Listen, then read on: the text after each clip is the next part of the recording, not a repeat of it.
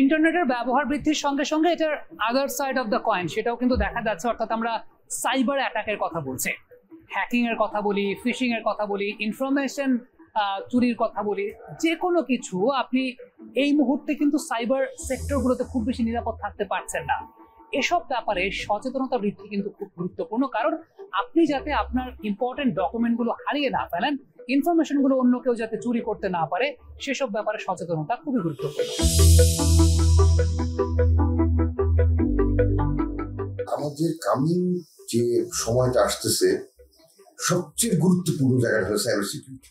আমাদের আগে নর্মালি ঘরে চুরি ডাকাতি হতো, জানলা শীত কেটে দরজা ভেঙে ডাকাতরা বিভিন্ন অস্ত্র দিয়ে ডাকাতি হতো। তো ওইটারই একটা ডিজিটাল ভার্সন কিন্তু সাইবার ক্রাইম। তো সাইবার ক্রাইমটা আরো অত্যাধুনিক এবং আরো সহজে করা যাচ্ছে।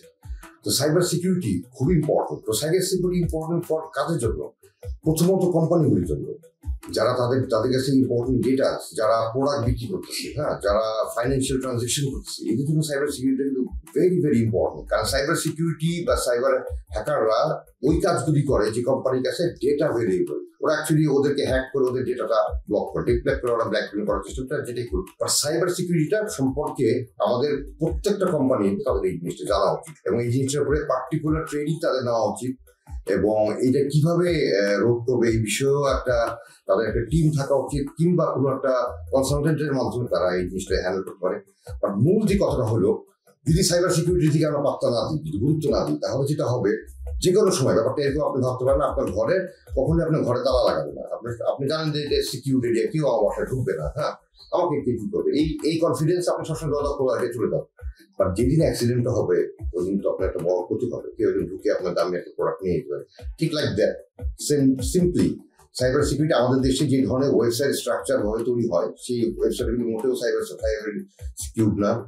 আমাদের দেশে এখন ডেটাবেস যে পদ্ধতিটা আছে, ডেটা কালেকশন করা বা ডেটা সংরক্ষণ করা যে সিস্টেমগুলি, খুব সাধারণভাবে বলতেছে, টেকনিক্যালি আমি কথা বলতেছি না, সেই সিস্টেমগুলিতে সাইবার সিকিউরিটি ব্যাপারটা একেবারেই আমলে না এনে করা হচ্ছে। খুব সাধারণ মানের একজন হ্যাকার চাইলে বাংলাদেশে যে কোনো ধরনের বড় ধরনের প্রতিষ্ঠানগুলিকে অ্যাটাক করতে পারে, হয়তো করে না, ফিউচারে ডেফিনেটলি করবে যখন একটা ভ্যালুয়েবল আসবে। কারণ আমাদের পরবর্তী যে সময়টা আসতেছে, পরবর্তী যে টেকনোলজিক্যাল ডেভেলপমেন্টটা হচ্ছে, সেখানে সবচেয়ে ভ্যালুয়েবল প্রোডাক্ট হবে ডাটা। জমি জমা টাকা পয়সার চেয়েও সবচেয়ে গুরুত্বপূর্ণ সম্পদ হবে ডাটা। যার কাছে যত ডাটা বেশি সে তত সম্পদশালী। ব্যাপারটা কিন্তু এভাবে পৃথিবী কিন্তু ডেটা ভিত্তিক, ডেটা ওরিয়েন্টেড একটা বিপ্লবের দিকে যাচ্ছে আর কি।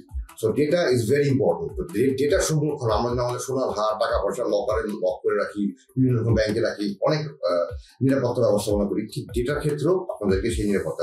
তো সাইবার সিকিউরিটির ক্ষেত্রে কোম্পানিগুলি মূল দায়িত্বটা নেবে যে তাদের কাছে যে ডাটাটা আসতেছে, কাস্টমার ডাটা হোক, তাদের নিজের ডাটা হোক, সেটা দিন তারা সিকিউর ভাবে কনফিডেন্সিয়ালি তারা জানি সংরক্ষণ করতে পারে। তো সেক্ষেত্রে আমাদের বিভিন্ন রকম মিনিস্ট্রি থেকে কয়েকটা উদ্যোগ নেওয়া হয়েছে। আমরা ইকেপ থেকে, আমি ইকেপের একজন মেম্বার, ইকেপ থেকে আমরা কয়েকটা স্টেপ নিয়েছি, বেসিস থেকে কয়েকটা স্টেপ নেওয়া হয়েছে।